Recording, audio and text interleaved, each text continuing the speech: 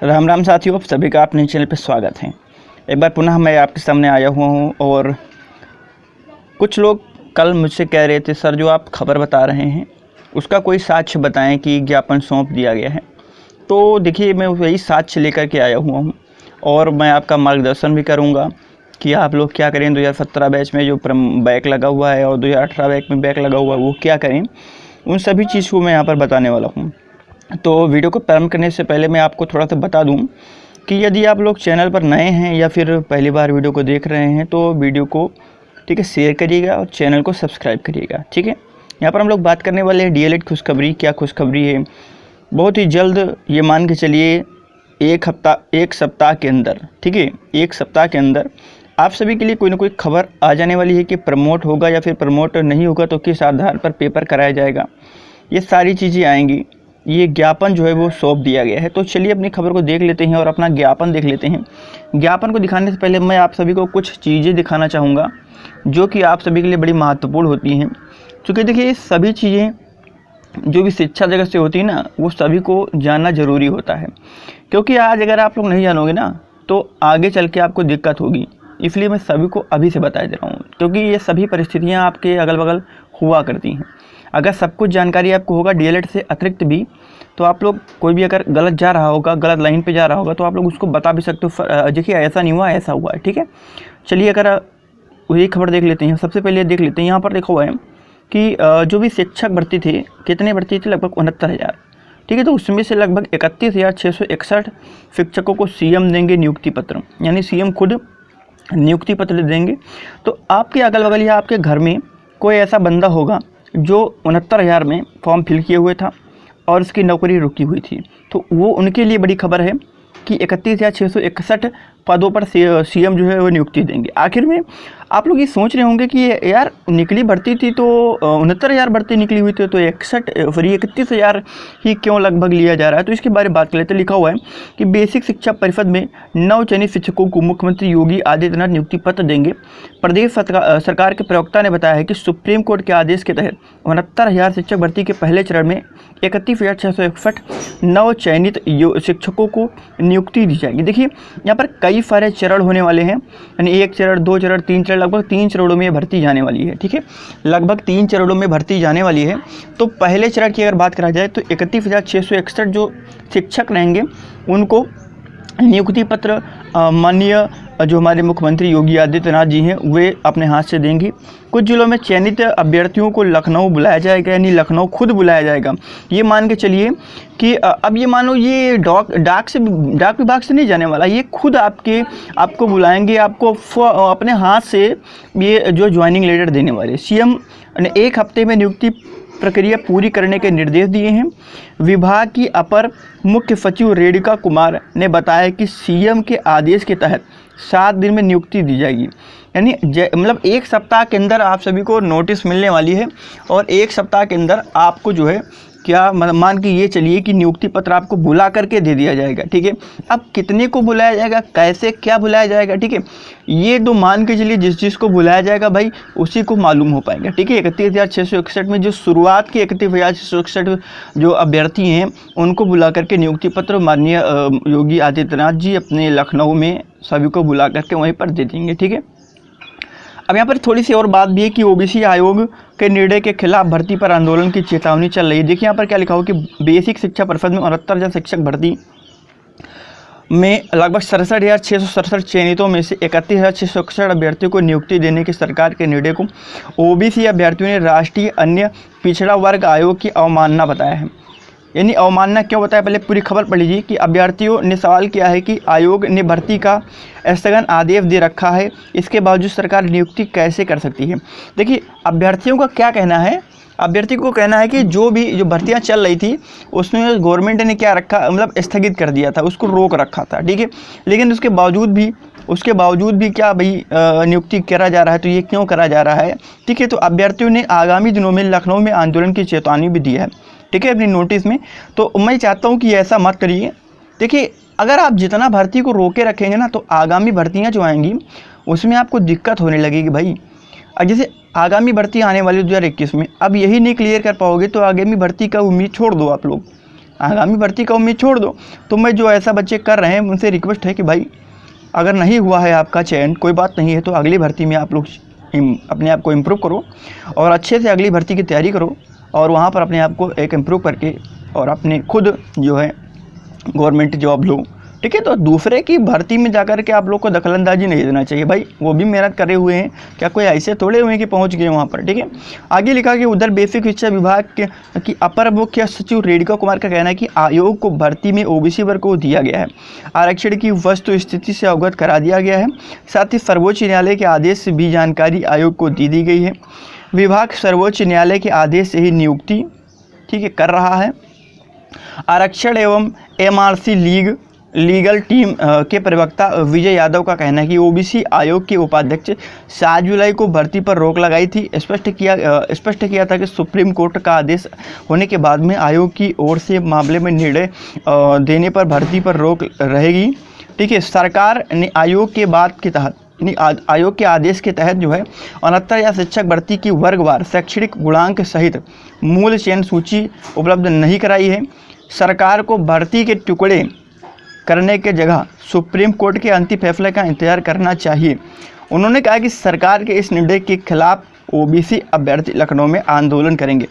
देखिए, एक चीज़ यहाँ पर रखिए कि सुप्रीम कोर्ट ने अभी ये चीज़ मान के चलिए आदेश नहीं दिया था। ठीक है, उसके खिलाफ ये अपना जो है 31,661 पदों पर भर्ती कर रहे हैं। ठीक है, तो और जो यहाँ पर जो हमारे ओबीसी वर्ग वाले बच्चे हैं वो मतलब इस भर्ती में रोक लगा रहे हैं कि भाई आप गलत कर रहे हैं, जो ओबीसी वर्ग है उसको आप कम आरक्षण दे रहे हैं तो उनकी कम सीटों को ले रहे हैं। तो इसी के ऊपर बात चल रही है। अब देखिए अब ये एक सप्ताह के अंदर देखने वाली बात होगी क्या भर्ती कर रहे हैं कि नहीं कर रहे हैं। ठीक है, चलिए मैं आगे बता दूं कि अभी आप लोग को मालूम होगा आज 21 तारीख है। ठीक है, तो प्रदेश में अभी भी स्कूल नहीं खुल पाएंगे। क्यों नहीं खुल पाएंगे मैं बता रहा हूं, आप सभी को समझिए। लिखा हुआ है कि कोरोना संक्रमण के बढ़ते मद्देनजर प्रदेश के कक्षा 9 से 12 तक के स्कूल अभी नहीं खोले जाएंगे। हालांकि अनलॉक 4 में 21 सितंबर से विद्यार्थियों को शिक्षकों से मार्गदर्शन के लिए बुलाए जाने की छूट है। तो अगर जो भी अपने मन में ये सोच रहा होगा कि 21 तारीख से विद्यालय खुल जाएंगे, हम बैग लेकर के पढ़ने जाएंगे, तो ऐसा नहीं है। अब आपको अभी भी अनलॉक 4 में भी आप केवल एक काम कर सकते हैं, जाकर के शिक्षकों से मार्गदर्शन ले सकते हैं, अपनी जो भी ज़रूरतें हैं वहाँ से पूरी कर सकते हैं। लेकिन ये सोचिए कि स्कूल पहले जैसे चलता था वैसे स्कूल चलेगा, तो ऐसा कुछ नहीं है, आपको वहाँ पर ऐसा स्कूल नहीं चलने को मिलेगा। ठीक है, आगे का लिखा हुआ है कि प्रदेश में जो कक्षा 9 से 12 तक के 1.5 करोड़ से अधिक विद्यार्थी हैं।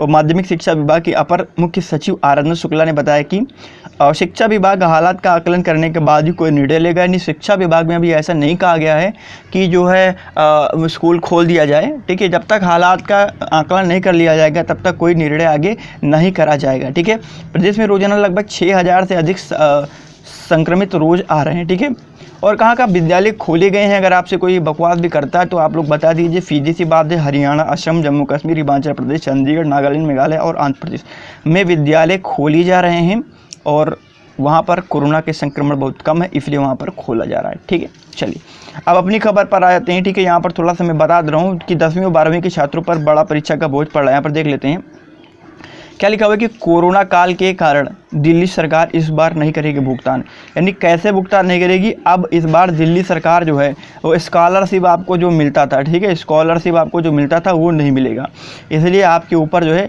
वो परीक्षा शुल्क का बोझ बढ़ सकता है। ठीक है, चलिए मैं अपनी खबर पर आ जाता हूँ।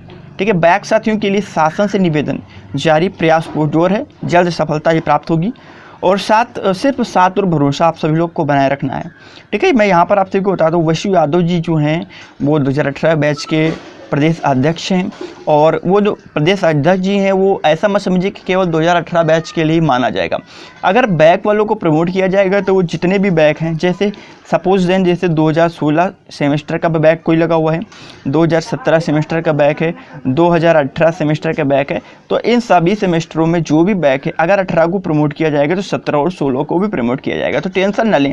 ठीक है, हमारे जो प्रदेश अध्यक्ष जी हैं, प्रदेश उपाध्यक्ष जी हैं, लगातार जुड़े हुए हैं। यहाँ पर देख सकते हैं क्या लिखा हो कि बैक रोड मुद्दे को शासन स्तर से निवेदन स्वरूप वार्ता जारी है और प्रयास भी किए जा रहे हैं जिससे जियो में परिवर्तन हो और बैक साथियों को भी बैक परीक्षा कराकर प्रमोट करने का जल्द नियम बनाया जाए, जियो जारी किया जाए। ठीक है, यानी कि कहने का मतलब कि यहाँ पर बात को समझिए, जो भी आप बैक हैं, मान के चलिए जैसे 2017 वाले आप स्टूडेंट हैं, आपका फर्स्ट में बैक है, आपका सेकंड में बैक है, आप ये चाहते हैं कि थर्ड में हमको प्रमोट मिल जाए। ठीक है, हम भी फोर्थ का पेपर दे दें। अब आप ये कैसे कर सकते हैं, आपको एक करना होगा काम कि आप जो फर्स्ट और सेकंड को आप लोग ये काम करिए, क्लियर कर लीजिएगा। ठीक है, फिर थर्ड में आपको प्रमोट दे दो और फोर्थ का एग्जाम जैसे होने वाला ऐसे करा लो।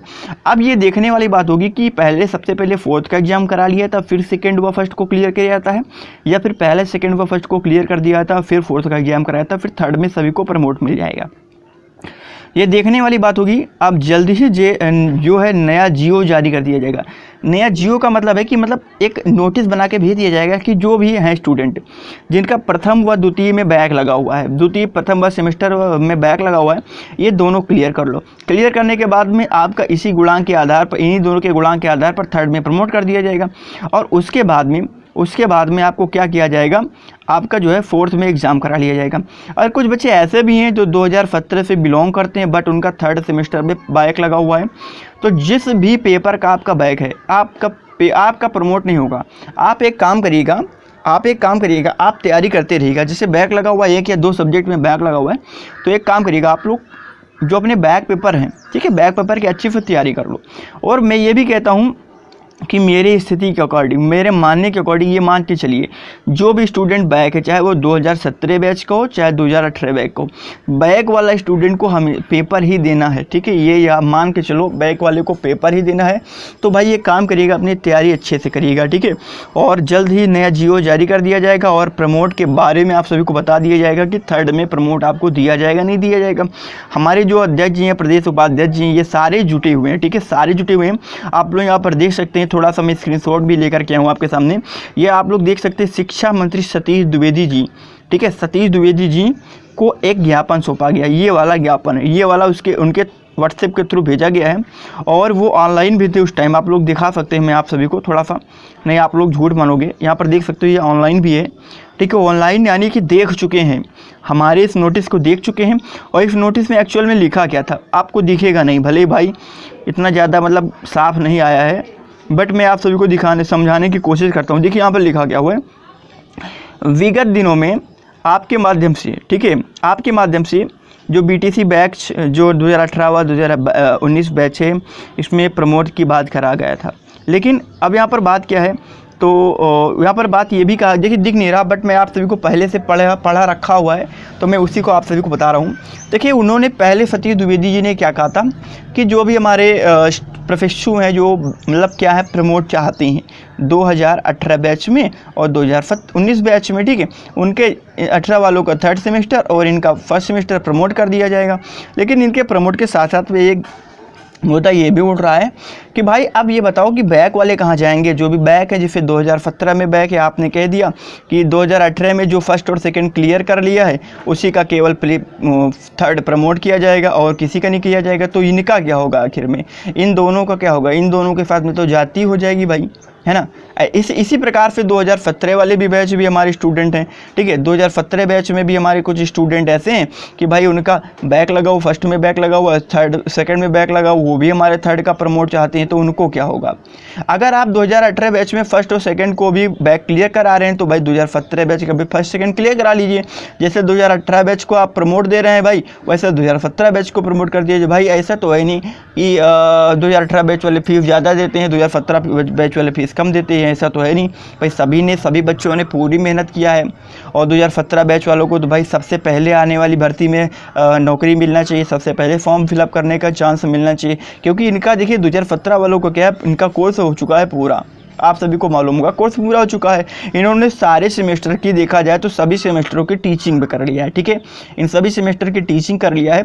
आपका टीचिंग कर लिया तो 2018 वालों से पहले इनका मौका मिलना चाहिए कि नहीं मिलना चाहिए। आप लोग बताओ भाई, वीडियो को देख रहे हो, क्या आपको ये सही लग रहा है कि जो आगामी भर्ती आएंगी उसमें 18 को मौका मिलेगा, उसके साथ साथ में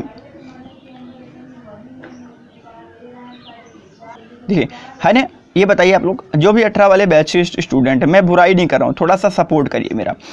18 वाले से पहले क्या 17 वालों का मौका नहीं मिलना चाहिए आगामी भर्ती में? चूँकि देखिए ये हमसे सीनियर हैं, 18 वाले सीनियर हैं, वो 17 वाले सीनियर, 18 वाले जूनियर हैं, तो सीनियरों को तो पहले मौका मिलना चाहिए आगामी भर्ती में। बट हुआ क्या है, यहाँ पर 18 वाले अगर थर्ड में प्रमोट हो गए, 17 वाले नहीं प्रमोट हुए, तो भी वही मुद्दा रहेगा, फंसे रह जाओगे आप लोग। ठीक है, आप लोग फंसे रह जाओगे। तो बार बार यही सारी नोटिसें आ रही हैं, मतलब ज्ञापन बार बार सौंपा जा रहा है। आपको मालूम है 3 दिन पहले पीएनपी का घेराव किया गया था, तो आश्वासन दिया गया है वहाँ पर कि जो भी हमारे प्रशिक्षु हैं, जो बैक लगा हुआ है, उनके बारे में जो शासन से अनुमति लिया जाएगा। सबसे पहले तो SCRT से अनुमति लिया जाएगा। SCRT शासन से पूछेगा, शासन जो भी कहेगा।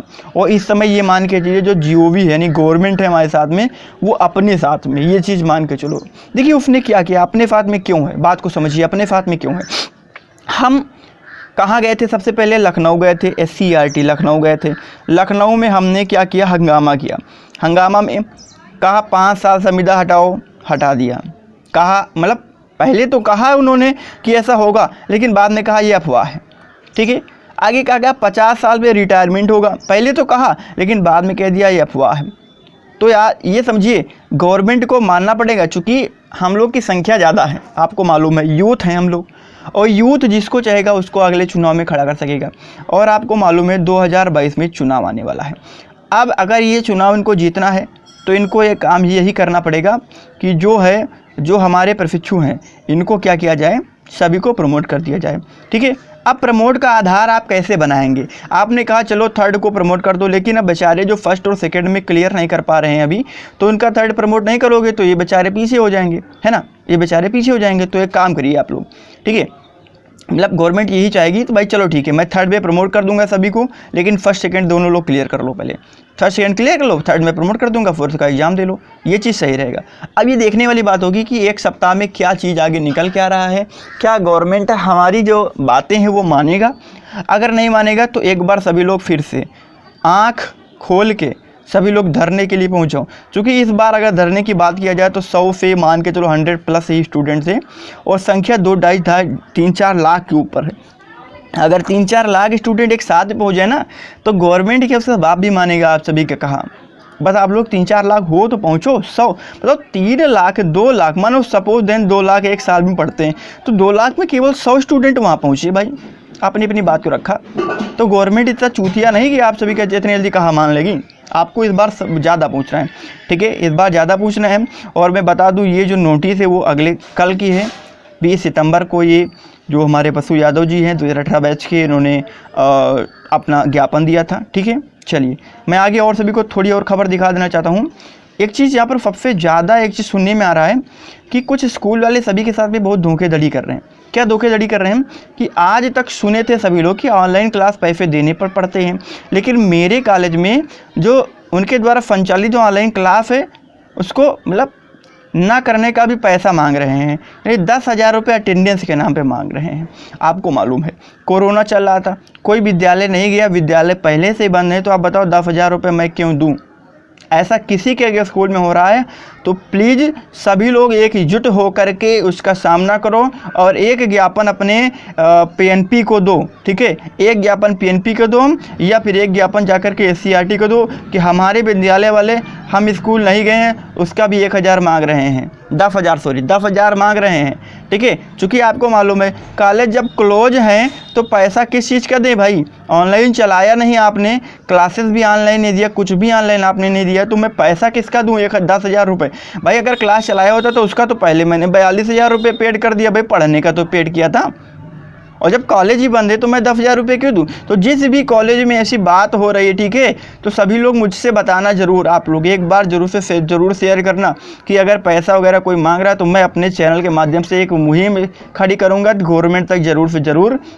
ठीक है, ये खबर जानी चाहिए। और आपका भी काम है, आपका भी धर्म बनता है कि आप लोग एक ज्ञापन सौंपें लखनऊ जाकर के SCRT को। सर उनसे बताएं कि सर मेरे यहाँ कॉलेज में ऑनलाइन स्टडी भी नहीं कराया गया, उसके बावजूद हमसे 10,000 रुपये धोखेधड़ी के रूप में ले रहे हैं। तो उस कॉलेज के खिलाफ जो है सघन छानबीन किया जाएगा, उस कॉलेज की मान्यता भी रद्द करवाई जाएगी अगर ऐसा कोई कर रहा है तो, ठीक है। तो आप लोग सजग रहिएगा, ऐसा कोई भी कहा मत मानिएगा किसी का भी, ठीक है।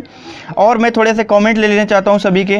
कमेंट देखिए, सबसे पहले अंजना कुमारी अंजना जी हैं, इन्होंने कहा है कि मैं अंजना, मतलब जो भी इनका नाम है, 2018 में ये क्या बोला है कि बीच फर्स्ट एंड सेकेंड, ठीक है। यहाँ पर जो भी इन्होंने क्या कहा है पता नहीं, इनकी बात समझ नहीं आ रहा है।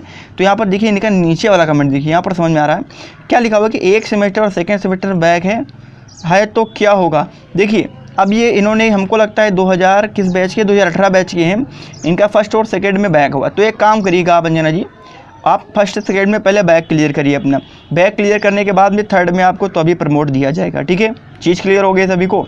और इसकी जो एग्ज़ाम डेट शीट है वो बहुत जल्दी जारी कर दिया जाएगा अक्टूबर माह में। आगे क्या लिखा हुआ कि ब्रजेश शुक्ला जी कह रहे हैं कि बस एक दिन पीएनपी फील्ड में धरना दिया जाए। बहुत सही, आपने जो कहा है मैं आपसे बहुत सहमत हूँ। आप एक ऐसे होनहार प्रशिक्षु हैं कि आप अपने बारे में सोचते हैं, आप अपने भाई बहनों के बारे में सोचते हैं, तो मैं आपसे पूरा सहमत हूँ। अगर कुछ दिन बाद में अगर सूचना नहीं दिया गया आप सभी को, तो पुनः आप, मैं मानता हूँ आप पुनः पहुँच के सभी लोग प्रशिक्षुओं के साथ में पुनः धरना देंगे, ठीक है। पुनः धरना दीजिए जब तक बात नहीं मानते हैं। आगे क्या लिखा हुआ, अनिल कुमार ने लिखा है कि 2017 बैच वाले प्रमोट होंगे, करवाइए जी। देखिए मेरा तो उद्देश्य यही है कि सभी को प्रमोट करो और नाइंसाफ़ी किसी के साथ में ना हो, नाइंसाफ़ी किसी के साथ में होना नहीं चाहिए, ठीक है। चलिए सभी को प्रमोट करवा दूंगा मैं, कोशिश मेरी यही रहेगी। आगे क्या लिखा कि जैनब फातिमा का लिखा हुआ है कि अगर हम लोग प्रमोट नहीं होते हैं तो किसी को प्रमोट नहीं किया जाए। बहुत सही, अगर हमें नहीं प्रमोट करते हैं तो धरना देकर के सभी का प्रमोट रुकाओ। लेकिन भाई थोड़ा सा एक चीज़ याद रखिएगा आप लोग, इतना गर्मी गुस्सा में आपका कोई मतलब नहीं होने वाला। बेचारे 2019 बैच वाले जो भी बेचारे बच्चे हैं, इनका भविष्य भी खतरे में पड़ जाएगा अगर प्रमोट नहीं होगा, ठीक है। 2018 भी हैं, तो ऐसी बात ना करो किसी का प्रमोट नहीं होगा। हम अपना भी प्रमोट लेके रहेंगे, 2017 वाले बैच के हम अपना भी प्रमोट लेके रहेंगे, ठीक है। तो किसी के ऊपर मतलब ऐसा मत करो कि जो है किसी को बुरा लगने लगे, किसी को दुख होने लगे, ठीक है। तो ऐसा मत करिए, और सभी को प्रमोट चाहिए, सभी प्रमोट लेंगे, ठीक है। आप भी प्रमोट लेंगे, हम आपको प्रमोट करवाएंगे। यहाँ पर लगेगा 2018 बैक वालों को प्रमोट किया जाए, ठीक है। हाँ प्रमोट किया जाएगा, सबको प्रमोट किया जाएगा जितने भी बैक हैं। आगे क्या लिखा, जब 2019 बैच वालों को प्रमोट कर दिया गया तो हमें क्यों नहीं किया गया। भाई यही तो मैं मान रहा हूँ, ठीक है। 2019 को प्रमोट कर दिया गया तो सभी को प्रमोट किया जाएगा, ठीक है। चलिए चंद्रपाल सिंह जी क्या लिख रहे हैं, 2017 2018 दोनों के फर्स्ट सेमेस्टर प्रमोट करो, बस बैक पेपर बोलो को, ठीक है, वालों को, ठीक है। हाँ मतलब हाँ बैक पेपर वालों को प्रमोट कर दो, ठीक है। बैक पेपर वालों को प्रमोट कर दो यार। लेकिन एक चीज़ याद रखिएगा, अगर नहीं प्रमोट कर रहे हैं तो सभी एक चीज़ मानो, मेरी एक चीज़ बात मानो, ठीक है। ज़्यादा फोर्स करने की ज़रूरत नहीं है। एक चीज़ सपोज मेरा सपोर्ट करना आप सभी लोग, ठीक है। मैं जो कह रहा हूँ वो सही कि नहीं सही है। अच्छा ये बताओ, जैसे 2017 में आप हो, ठीक है, इस तरीके से 2017 में जैसे आप लोग हो और 2018 में हो, ठीक है। अगर गवर्नमेंट कहती चलो मैं बैक पेपर इसी साल करवा लूँगा, तो 2017 वाले फर्स्ट और सेकंड का बैक दे देना आप लोग, और 2018 वाले फर्स्ट और सेकंड का बैक दे देना। वो दोनों लोग मिलकर के थर्ड में प्रमोट करवा लेना, और उसके बाद में दोनों लोग 17 और 18 मिल करके फोर्थ सेमेस्टर का एग्ज़ाम दे दो, इसी साल दे दो ना। तो ये मांग हमारी ऐसी होनी चाहिए जो मतलब सब कोई मान सके, गवर्नमेंट मान सके। ऐसा न लगे कि इसमें मतलब मजबूरी का सब लोग फ़ायदा उठा रहे हैं, ऐसा मत करो, ठीक है। ऐसा करो कि बैक पेपर जो है वो इसी साल करवा लो, ऐसी कुछ बात रखो। अगर प्रमोट हो रहा है तो अच्छी बात है, लेकिन अगर ऐसा हो जाए कि अगर वो प्रमोट का मुद्दा नहीं मानना है, ठीक है, अगर प्रमोट नहीं मानना है तो कुछ ऐसा काम करो कि चलो ठीक है आप प्रमोट नहीं करेंगे, ठीक है, लेकिन इसी साल 2020 चल रहा है, इसी साल आप एक काम करो हमारे लिए, आप हमारे लिए काम करो, जो भी फर्स्ट है जो भी सेकंड है सभी का इसी साल पेपर करा लो, इसी साल प्रमोट करके फोर्थ का इसी साल एग्ज़ाम करा दो, और इसी साल यानी लगभग के लिए दिसंबर तक जो है सभी के रिजल्ट घोषित कर दो। कि जब रिजल्ट घोषित कर दोगे आप, जो आने वाली वैकेंसीज़ हैं 2021 में आने वाली जो टीचर की वैकेंसी है 2018 बैच, ठीक है, 2018 बैच और 2017 बैच सभी का जो है उसमें सहभागिता हो जाए, सभी लोग मिलकर के फॉर्म डाल दें। ऐसा काम करना है, ठीक है, ज़्यादा बकवास नहीं करना आप सभी को, ठीक है। चलिए आगे देख लेते हैं। गौरव जाटदी लिखते हैं, क्या लिखते हैं, सर 2018 में सेकंड सेमेस्टर में बैक है, मैं तो उसे फोर्थ सेमेस्टर का पेपर दे देंगे और प्रमोट होंगे या नहीं। देखिए अगर आपका सेकंड सेमेस्टर में बैक है तो सबसे पहले बैक को क्लियर करना पड़ेगा, तब आपको थर्ड में प्रमोट दिया जाएगा, उसके बाद में आप फोर्थ सेमेस्टर का एग्जाम देंगे, ठीक है। चलिए आगे देख लेते हैं। आगे लिखा हुआ है क्या लिखा हुआ है, अंजलि सिंह ने लिखा हुआ है प्लीज़ आप सभी से विनती है कि जिनका बैक या सेमेस्टर हो सभी के लिए हो, ठीक है। ये आपकी बहुत अच्छी राय है, मैं आपकी राय को ज़रूर से ज़रूर पीएनपी के अधिकारी तक पहुंचाऊंगा, ठीक है। पीएनपी के अधिकारी तक मैं आपके सभी की बात पहुंचाऊंगा। जो बच्चे कमेंट करते हैं तो आपका जो भी कमेंट होगा, ठीक है, कमेंट बॉक्स में कमेंट करिए। जो भी आपकी प्रॉब्लम्स होती हैं सभी लोग अपनी प्रॉब्लम्स को कमेंट बॉक्स में कमेंट करिए। यदि कोई चीज़ ऐसी है जो समझ में नहीं आती है तो मेरा नंबर दिया गया नीचे, ठीक है, डिस्क्रिप्शन बॉक्स में, वहाँ पर जाकर के आप लोग कांटेक्ट कर सकते हैं। लेकिन केवल एसएमएस के थ्रू आप लोग कांटेक्ट करेंगे, कॉल नहीं करेंगे, नहीं तो कॉल आपका लिया नहीं जाएगा, ठीक है। चलिए बस यहीं तक आपकी खबर थी। संपूर्ण खबर मैंने बता दिया आप सभी को, पूरा A to Z जो भी न्यूज़ था कल से आज तक जो भी है मैंने सब कुछ क्लियर कर दिया, ठीक है। अगर अभी भी दिक्कत होती है तो आप लोग हमसे ज़रूर कमेंट करिए, और कमेंट करने से पहले आप लोग को रिक्वेस्ट है कि वीडियो को पूरा देख लिया करिए, पूरा समझ लीजिए करिए, तो सभी लोग कमेंट करिएगा तब अच्छा लगता है मुझको, ठीक है।